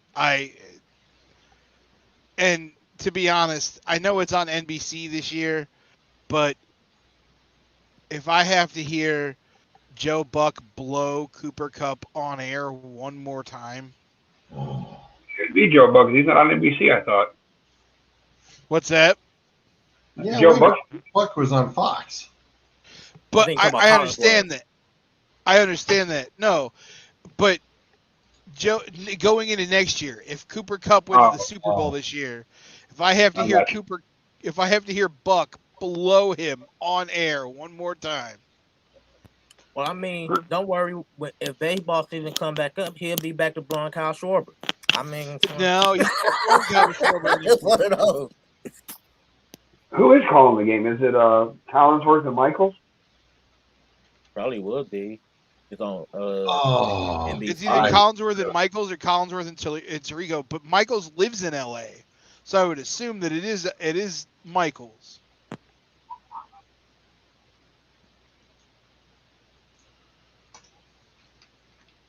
Can we get a 3-man booth with Michaels, Tirico, and Collinsworth? I just don't want Collinsworth because him being a Bengal, he's just going to be fucking slobbing on them the whole game.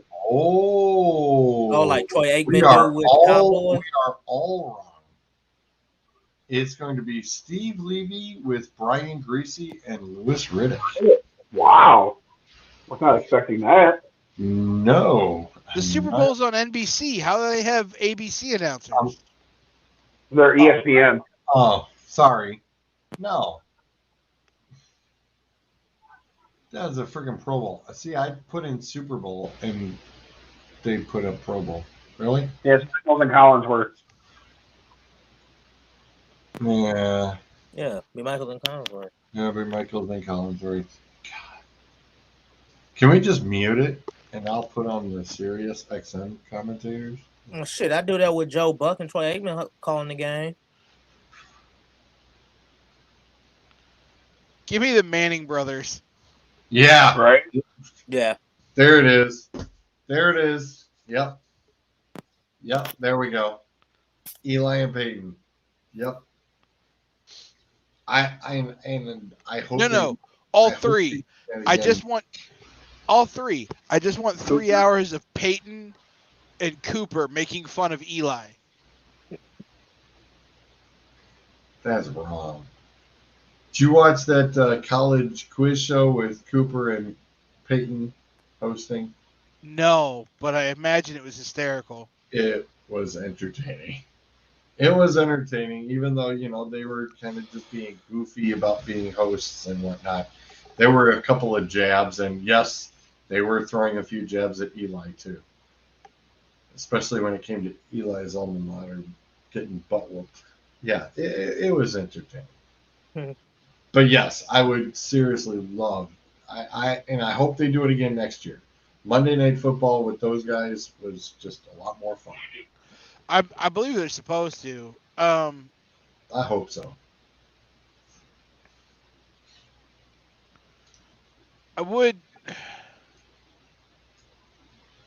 I lost my train of thought for a second. I don't remember what I was going to say. Oh, damn.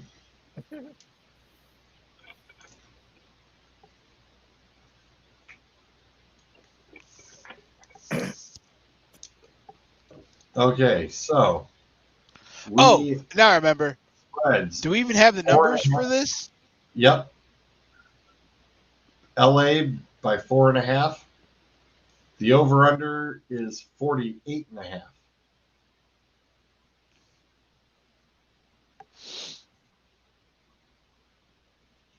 And the Rams favorite is 3-1-1 against the spread in the past 5 Super Bowls. Hey, by the way, Cincinnati has covered 6 consecutive games against opponents with winning records. who's we haven't reviewed it in a while. Who ended up doing the best in the playoff picks so far? Hang on, let me flip that sheet. I know it wasn't me.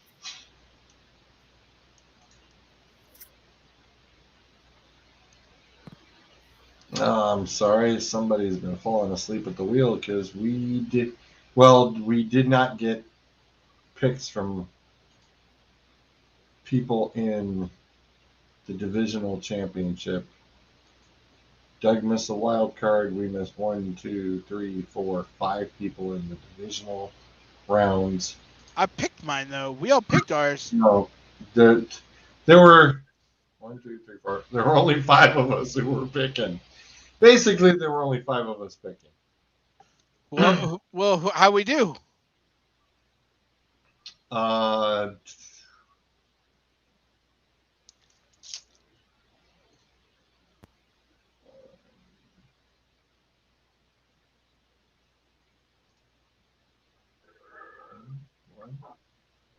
I started out strong, but I think I fizzled out in the end. I missed one game every round. One. Yeah, I was gonna say, Bruiser, you missed only just the Bills and Chiefs because Adam was the only one who took the Chiefs. Oh, I lone wolfed them and I won. You took the Cards, which was your one loss in that one, and you picked the 49ers. That was my loss in That was your lost one I missed one every week, every week. Yep. which isn't terrible. No, it's not. It is not terrible by a long shot.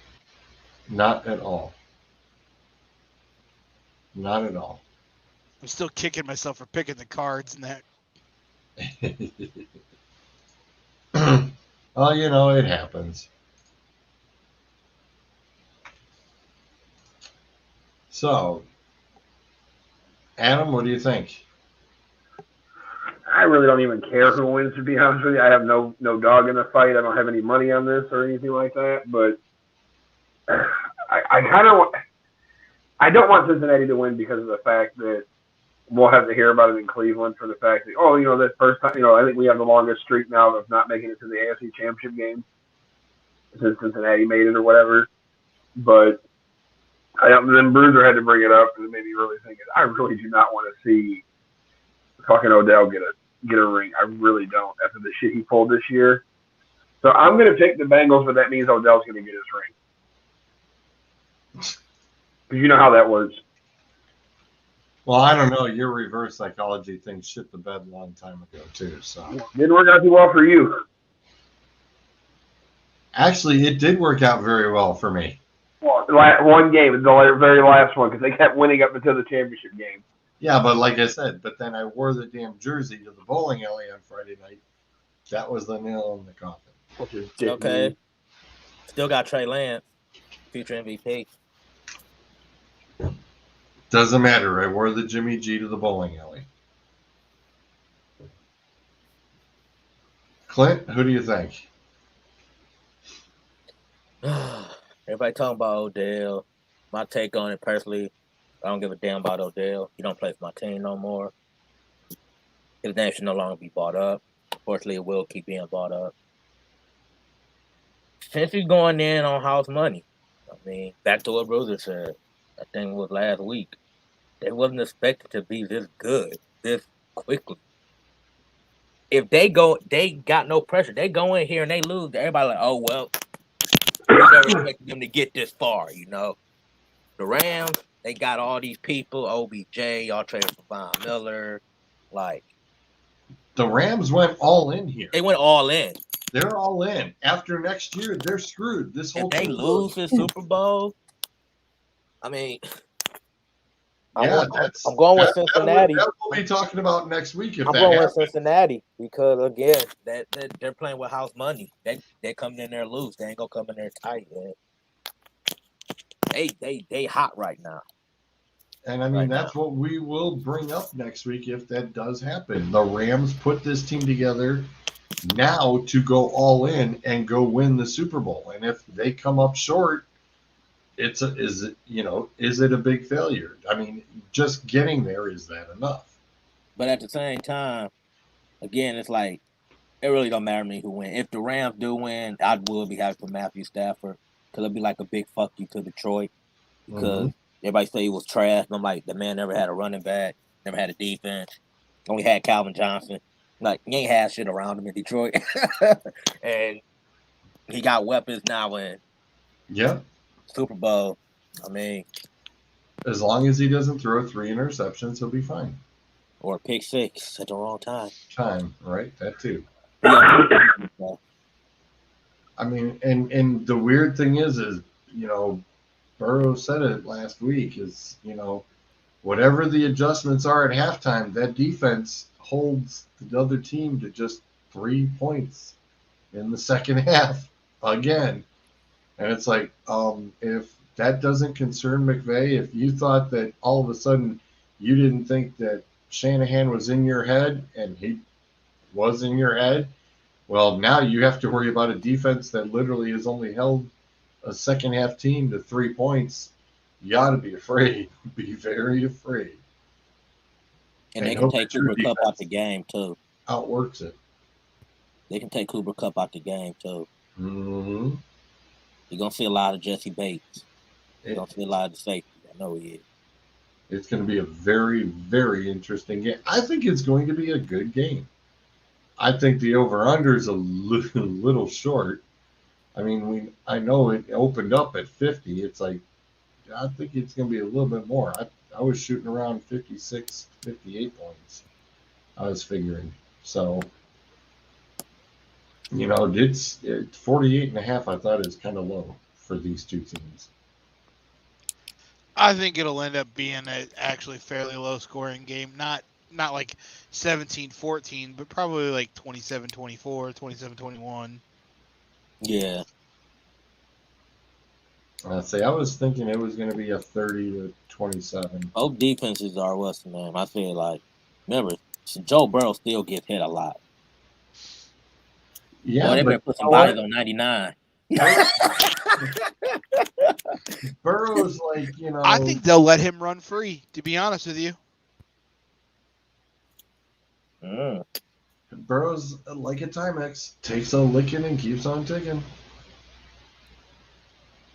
I mean, if you can get sacked 9 times in a game and come out smelling like a rose, man, more power to you. Yeah. Yeah, man, if he takes 2 sacks by a guy that's like 320 pounds and going like a 4 or 5. What do you think? Donald gets about 3 sacks? I'm giving him probably 2.5. Yeah, I was going to say. He's going to get him a sack. He's getting 1. Well, I think you can almost guarantee 1. I'm just like, what's the over/under? Like 3? Less than 3? I would say 3, but I think they're gonna. I think what they're gonna do is let him run free, and they're just gonna put Joe Burrow on the move. Or they're gonna exploit it, let him run free, and just dump it right over his head into the linebackers. And dump it at Mixon. Because really, are your linebackers going to stop Mixon? He'll truck Von Miller. Well, you even got P. Ryan is pretty good when you get out of the, on the screen passes and shit. Yeah. He's going to do that strategy probably. A lot of dumping, a lot of screens. All right, here are prop bets.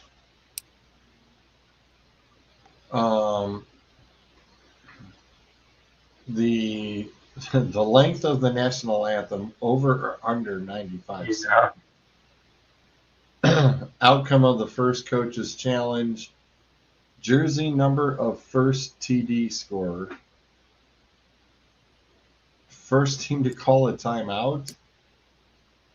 Let's see. The Rams. I almost just said St. Louis. Don't worry, I still say that when it comes to the Chargers, I still call them San Diego.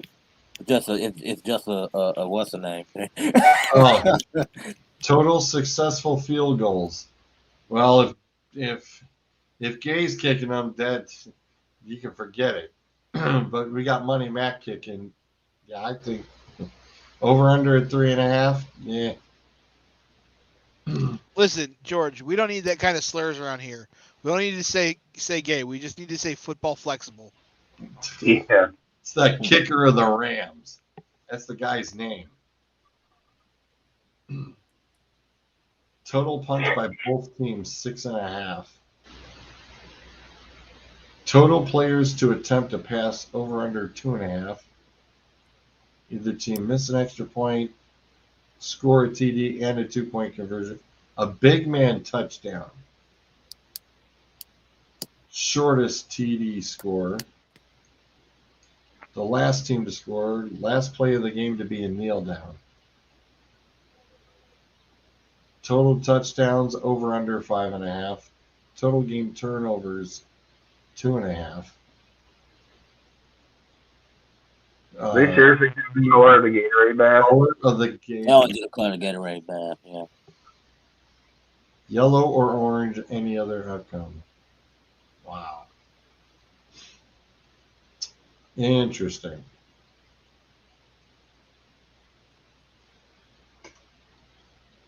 All righty. That's enough. Let's call it a night.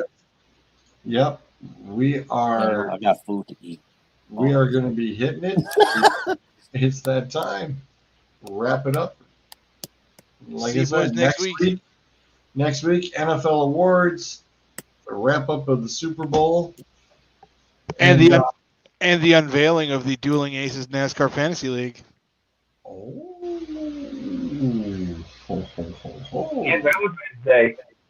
Oh, and Valentine's Day. Yep. And allegedly another blizzard. I heard that too. Allegedly fake news until Rappaport confirms it. Catch all the flip side.